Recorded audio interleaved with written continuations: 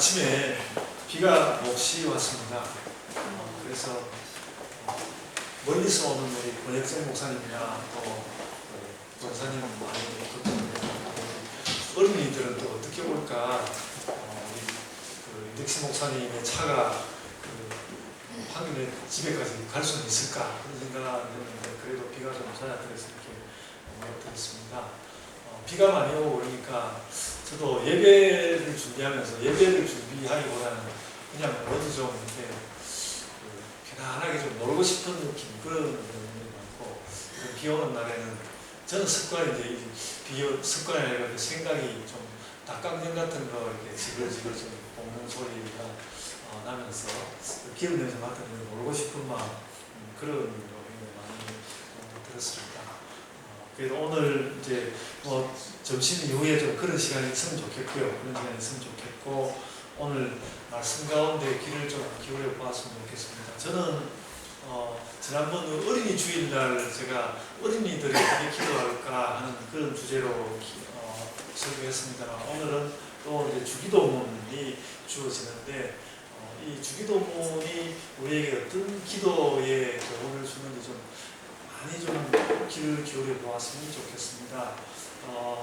가만히 이제 말씀을 이렇게 들여다볼 때, 이 주기도문이 그냥 이 정도 기도하면 돼 이런 것이 아니라, 굉장히 예수님께서 힘을 기울이셨고, 또 듣는 제자들도 그 어떤 다른 때보다도 이 주기도문 이 말씀을 배울 때 굉장히 주의를 기울여서 들었고, 그래서 우리도 좀 이 주기도문 말씀을 좀 주의를 기울여서 듣고, 여러분들도 우리들의 기도의 모범입니다. 그러니까 세계에 있는 모든 기도의 모범보다도 가장 모범이 되는 기도여서, 이 기도를 우리 어린이 청소년들도 배워서 잘 따라서 그렇게 예수님처럼 기도할 수 있으면 좋겠습니다.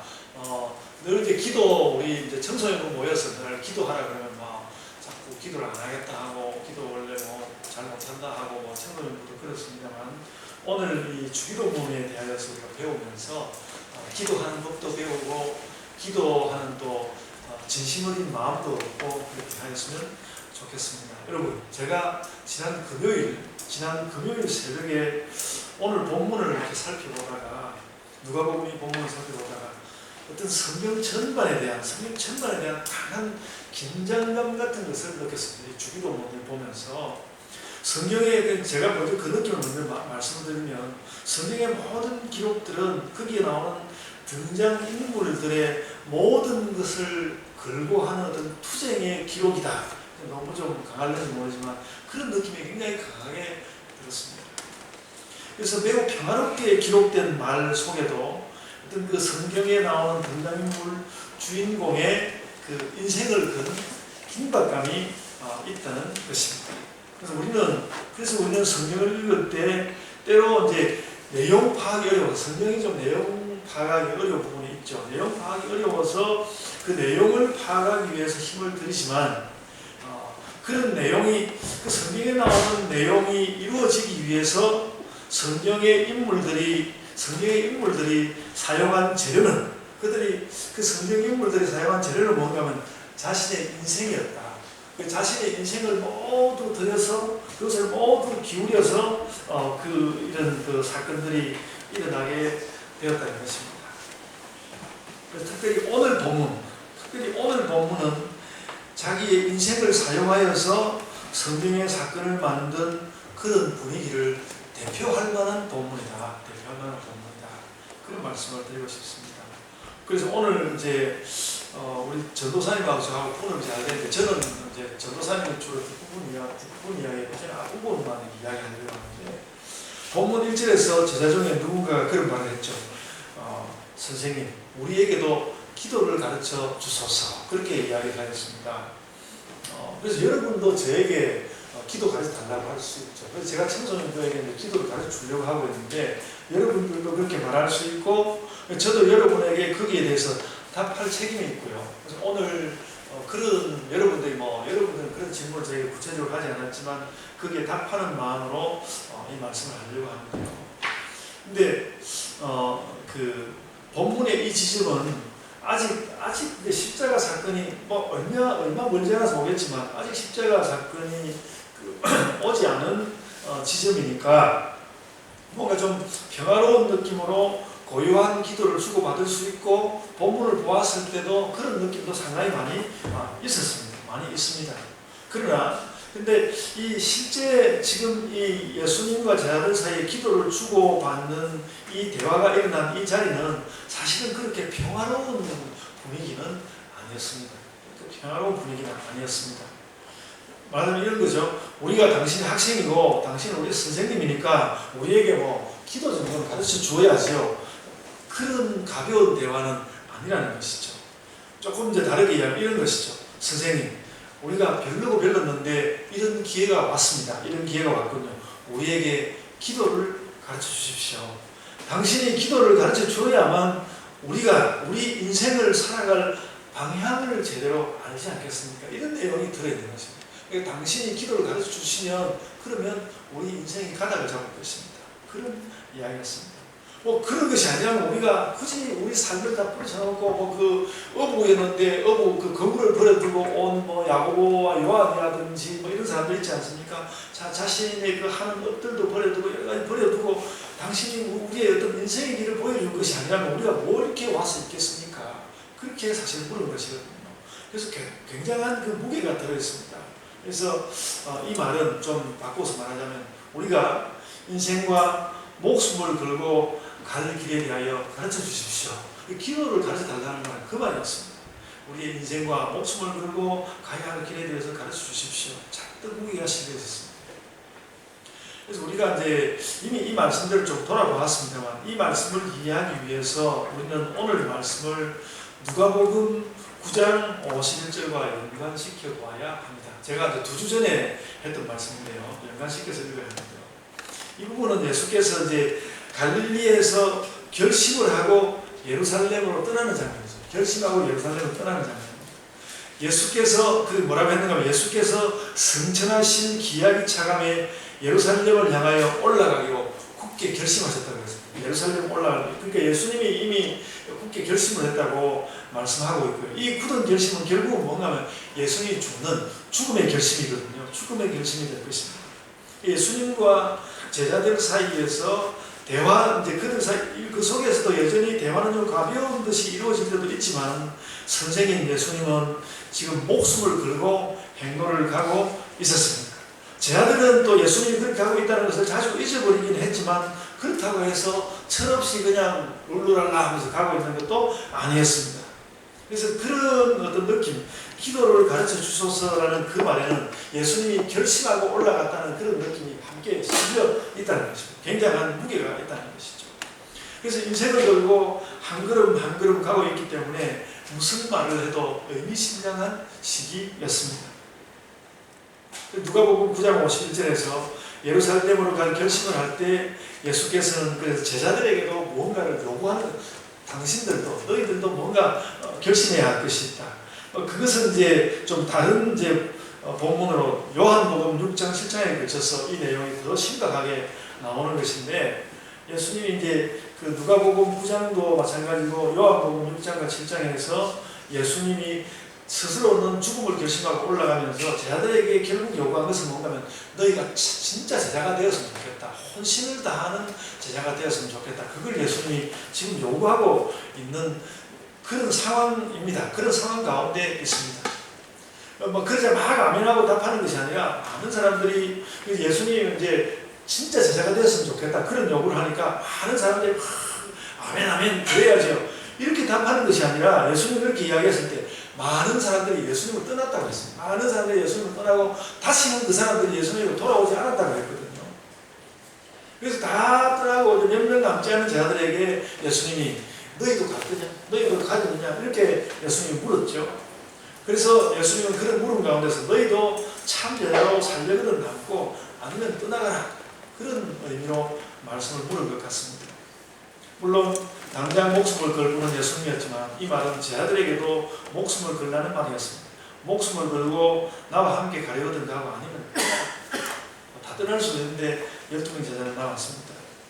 그래서 오늘 제가 여러분에게 이제 주로 이제 그 예수님의 주기도문 이걸 해설을 하려고 하는데, 그러면서 여러분에게 드리려고 하는 말씀은, 이것이 이렇게 하는 그 예수님도 굉장히 그 어떤 예수님이 해야 되는 일에 대하여서 어떤 깊은 그 의무감 혹은 또 해야 하는 일, 이런 것을 가지고 있고, 제자들도 그래야 하는 그런 느낌이, 이게 딱 복음서만 해당하는 것이 아니라 성경 여기저기, 바울 서신도 마찬가지고 구약 성경도 마찬가지고요. 요즘 에스겔서 우리 읽고 있는데 성경 여기저기에 그런 결단이 늘 있다는 것입니다. 그래서 성경을 읽는 우리의 자세가 그래야 한다는 것이죠. 그래서 결국 우리는 성경 전체가 우리를 결단으로 부르고 있다는 것을 확인하게 되는 것이죠. 그래서 이렇게 깊은 긴장감 속에서 예수께 남은 제자들은 나중에 비록 실수를 저지르기도 하겠지만, 그래도 다 그 12명의 제자들은 특별한 결심을 한 사람들이었습니다.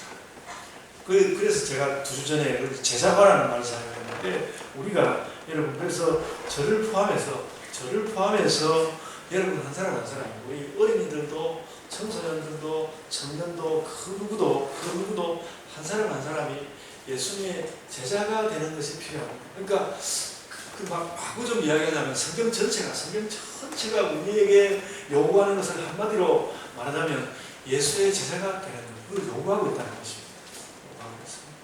그런 마음을 가지고 주기도문에도 다가가 봐야 한다. 그래서 이 기도도 그냥 굉장히 평화롭고, 내가 너희를 지켜줄 테니까 걱정하지 마, 이런 것으로서가 아니라, 그런 것으로서가 아니라 예수께서도 이제 목숨을 내어놓고 하는 일이고, 그러니까 제자들에게도 그런 무게를 느끼면서 기도를 배우도록, 당신들의 그 전 인생을 걸고 가는 길은 이것입니다. 그렇게 하시는 말씀이죠. 그러니까 이렇게 이야기를 하니까 이제 제자들도 보면 아시겠지만 요한복음 6장 68절에 제자들이 예수님 그렇게 제자들 것을 이제 강하게 권유를 하니까 요한복음 6장 68절에 그렇게 말했습니다.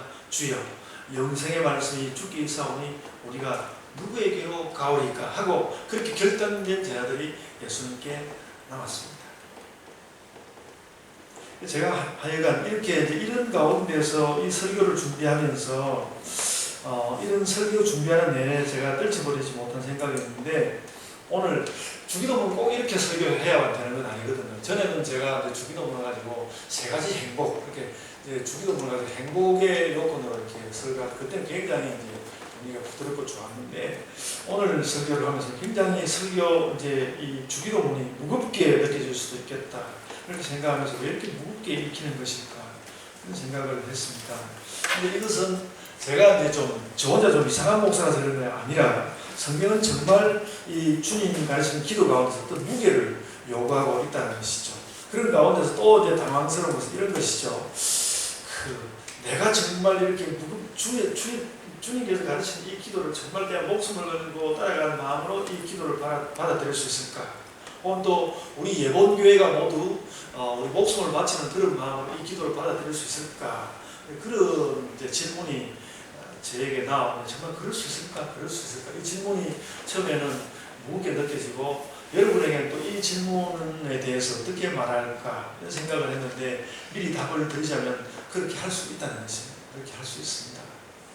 저는 이제 그렇게 할 수 있다는 것이 어디서 오는가? 예수님의 기도에서 온다는 것이죠. 그러니까 이 기도를 따라서 우리는 모든 것을 다 내려놓을 수 있을까? 그 답을 다른 데서 나의 어떤 결심에서 하는 것이 아니라 예수님의 기도에서 찾을 수 있다는 것이죠. 그래서 그 기도를 들여다보아야 하는 것이죠. 그래서 그냥 잔뜩 무게만 받게 하고 그냥 끝나는 것이 아니라, 그 무게를 이겨내는 방법, 그것도 찾고 기도하는 일에서 그런 것을 찾아야 한다는 것이죠. 여기에 목숨을 걸으라 하고 예수께서 기도를 가르쳐 주셨으니까 우리는 그 기도의 인생을 걸고 가는데, 그 기도를 통해서 또한 그 무게도 이겨나갈 수 있다는 것이죠.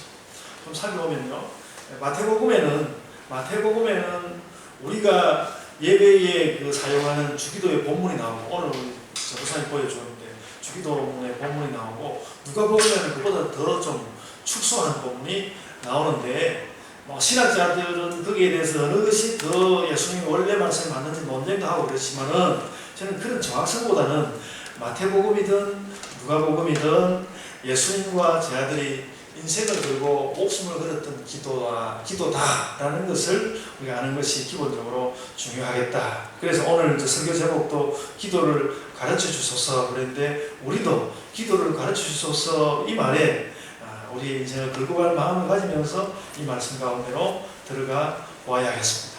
이제 기도의 내용에 정말로 들어가 보려고 합니다.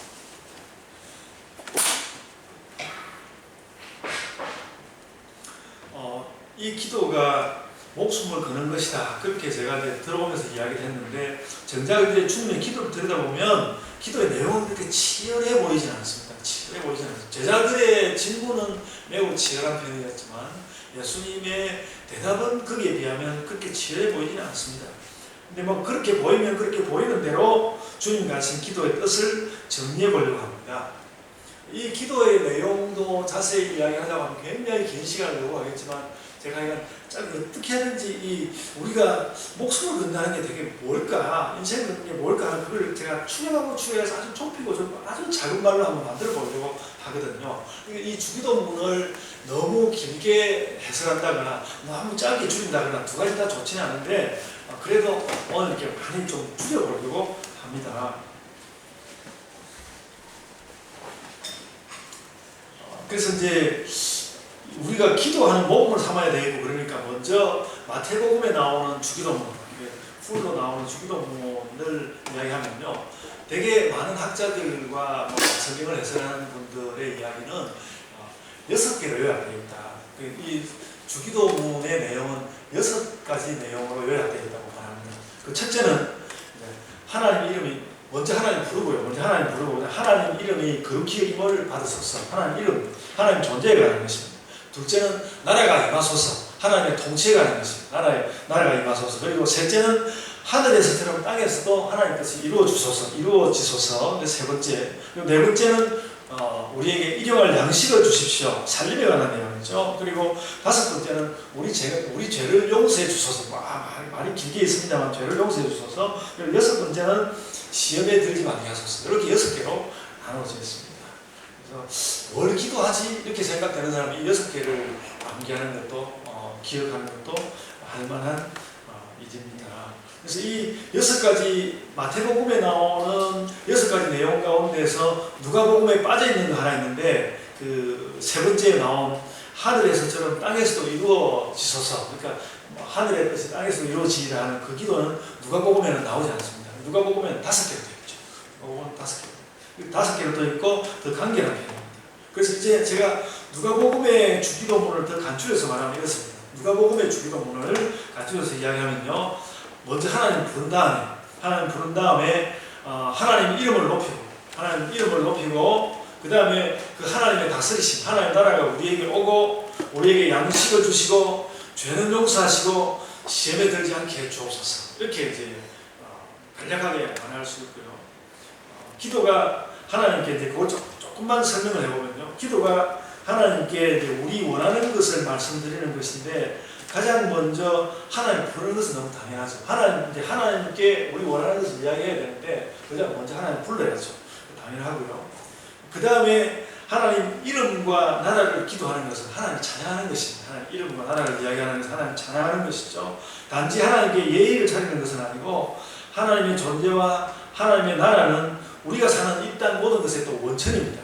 그러니까 하나님이 계시고 그 하나님의 나라가 있어야만 거기에서 우리 이 땅에 사는 일도 이야기할 수 있겠다는 것이죠. 그것이 원천이다. 그래서 하나님과 하나님의 나라가 없이 이 땅 기도를 하는 것은 기초가 없는 집을 짓는 것 같을 것이다. 그래서 먼저 하나님 이름과 하나님 나라 이야기를 하는 것이죠. 그 다음으로 이제 하나님과 그 나라를 찬양한 그 다음에 이 땅의 일로 기도하는데, 그 땅의 일의 핵심은 양식을 달라는 것이죠. 하나님 양식을 주십시오.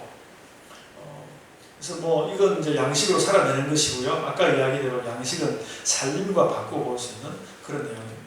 그리고 좀 생각해 볼 것은 뭔가면, 양식은 하나님께서 우리에게 주신 양식은 우리를 살리는 것이라면, 죄는 우리를 죽이는 것입니다.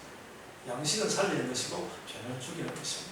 그래서 그걸 아주 간략하게 이야기해 보면, 하나님 양식을 가지고 우리를 살려주시고 우리를 죽이는 죄는 용서해 주십시오. 그래서 살리는 양식은 주시고 죽이는 죄는 멀리 가게 하십시오. 이렇게 이제 정리할 수 있죠. 그래서 용서 문제를 정리하고 보면, 정리를 하고 나서 보면 죄에 더 빠지지 않는 것도 이제 다시 더 중요해지는데, 죄에 빠지지 않는 이것도 결국 죄와 관련된 죄와 연속된 문제입니다. 조금만 이제 설명을 다시 드렸고요. 그래서 이제 주기도문을 다시 좀 제가 왔다 갔다 하는데, 주기도문을 다시 축약해 보면 하나님 이름 불러야 돼요. 제가 자꾸 이 이야기인데 하나님 이름 부르고요. 그 다음 하나님 이름과 나라를 세 개의 기초로서 찬양하고요. 하나님 나라 이름을 제가 이제 뭉쳐서 이야기하고 있습니다. 하나님 이름과 나라를 세 개의 기초로서 찬양하고, 그 다음에 이 땅에서 살려주시고 죄를 용서하셔서 죽음을 이기게 하셔서 살려주시고 죽음을 멀리 가게 해주옵소서. 이렇게 이야기가 됩니다. 또 더 짧게 이야기해보면요, 하나님 이렇게 부르고요. 그 다음에 하나님 존재와 하나님 그 나라를 저는 보호라는 말로, 하나님 나라의 다스림으로 우리를 보호하시는 거니까 하나님 존재와 보호로 저희가 영생하게 하소서. 살리는 것, 그 삶과 죽음을 합쳐서 영생하게 하소서. 이렇게 확 줄여볼 수 있습니다. 딱 줄이면, 그래서 딱 줄여보면 하나님 존재와 보호로 저희가 영생하게 하소서. 주기도문을 이렇게 저는 줄여볼 수 있을 것 같습니다. 줄여놓고 보니까 주기도문보다 더 좋지는 않습니다. 더 좋지는 않은데 줄여보면 이런 것이다. 예수님이 제자들에게 주어서 예수님이 가시고 난 이후에도 늘 품고 다니고 마음 가운데 지니고 있도록 한 그것의 요약이 뭔가 하면 늘 하나님 부르고 하나님 존재와 보호로 저희가 영생하게 하소서. 이렇게 줄여볼 수 있다는 것입니다. 그렇게 줄여줄 수 있습니다. 그래서 이렇게 제가 줄여봤는데 좀 어떻게 느끼시죠? 좀 생뚱맞습니까? 아니면 좀 감동이 되십니까? 하나님의 그 존재와 보호로 우리를 살려주셔서 영생하게 하소서. 거기에다가 그러니까 제자들이 그 자신들이 그동안에 한 3년간 따라다니던 그 모든 그 노력을 뭉쳐가지고 기도를 가르쳐주십시오. 그런데 거기에 대한 대답이 그거였습니다. 그래서 우리가 기도할 때 그것을 기본으로 하여야 하고요. 이미 이 이야기를 하는 시간을 좀 보냈는데 짧게만 좀 한두 가지만 말씀을 드리고 싶은 것이 있는데, 먼저 그 부름에 관한 부분인데 그 각 내용들에 대해서 짧게 몇 가지만 이야기를 드리려고 하는데, 먼저 부름에 관한 것입니다. 제가 그 책에서 그런 걸 하나 읽어봤습니다. 이 가이드 포스트에 기도 주제로 글 모아놓은 책을 봤는데요. 그게 어떤 할머니가 눈이 멀어서 앞이 안 보이는 할머니가 자기 경험을 이야기를 해놨는데, 그런 이야기를 해뒀습니다. 어느 날 굉장히 기분이 좋아서 막 눈이 왔음에도 불구하고 눈을 밟으면서 자기 집에서 좀 멀리 떨어지면서 간 거예요. 늘 이제 습관적으로 가는 곳이 있었는데 기분이 너무 좋아가지고 막 그 습관적으로 가던 곳을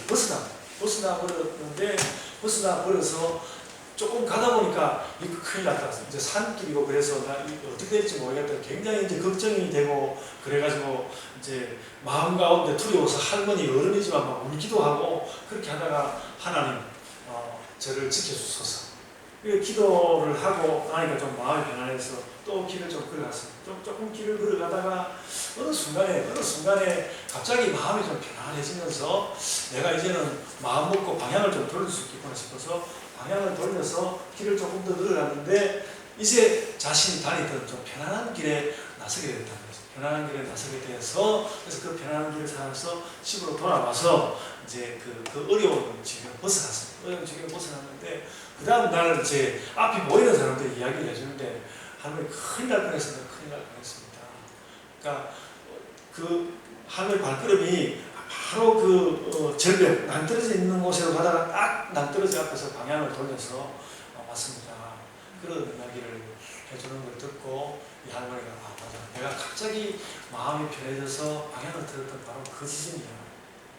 그래서 이 할머니의 이야기는 뭔가 하면 나도 필요한 때에 하나님을 불렀고 또 하나님께서 나를 보호하려고 하실 때 하나님께서 나도 하나님을 부르고 하나님도 나를 부르는 그런 부르심 가운데 우리가 산다.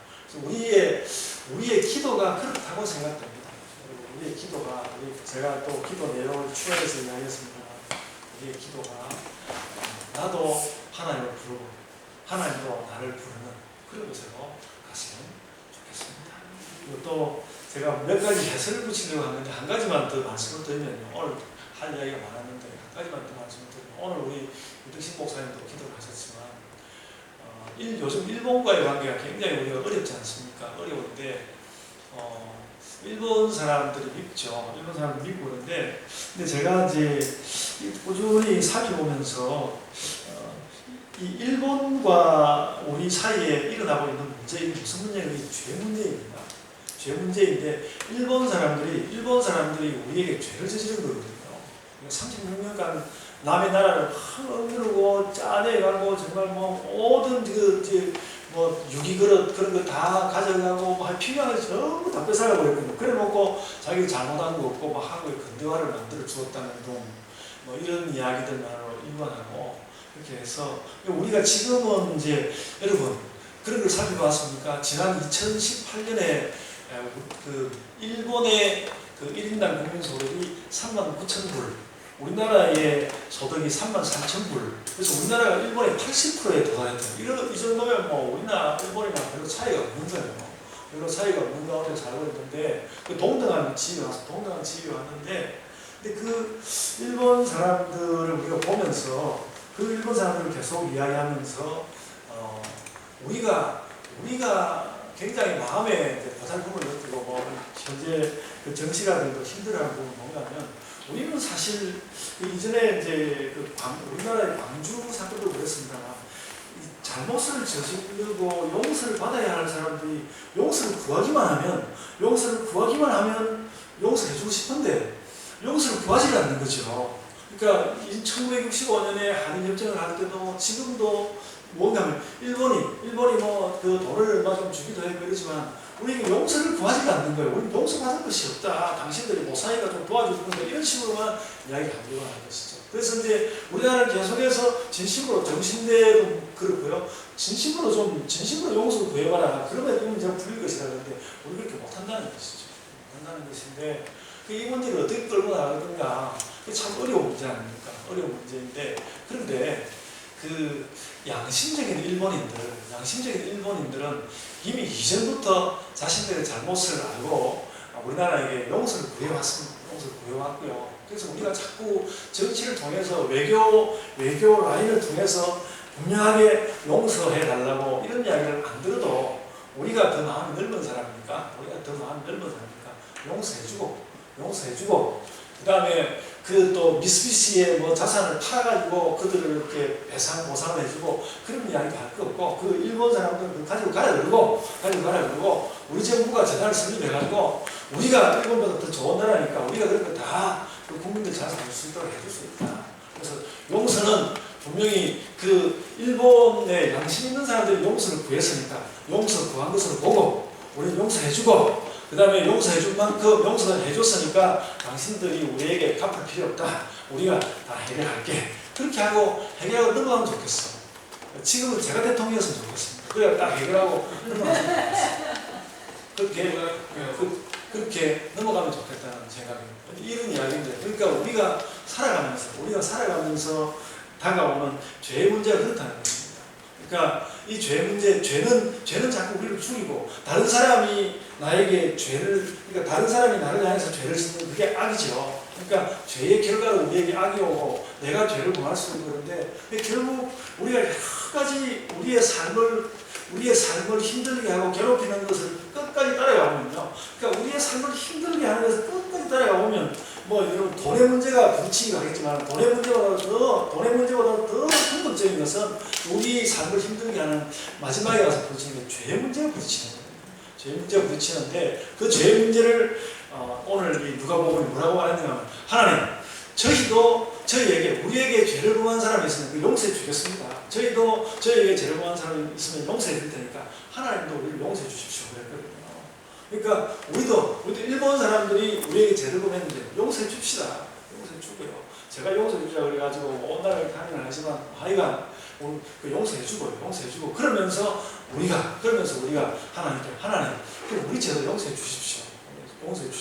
그러면 저희가 살겠습니다. 그 살기 위해서 이렇게 오늘 주기도문이 구한 게 아닙니까? 살기 위해서 우리에게 양식을 주시고 죽지 않기 위해서 죄에서 용서해 주십시오. 그랬거든요. 그렇게 그래서 우리의 기도를 그러니까 그 정도면 그렇게 그 죄의 문제가 깊이 들어있는 것을 보면 예수께서 너희의 인생을 걸고 기도할 것이 이 문제이다라고 말할 만한 것이죠. 그래서 제가 그런 의미들을 모아서 오늘 본문을 가지고 그 누가복음의 기도를 압축하면 하나님 우리 어떻게 정리할까? 저도 막 이야기를 하다 보니까 이야기가 아까 요약했던 것을 잊어버렸는데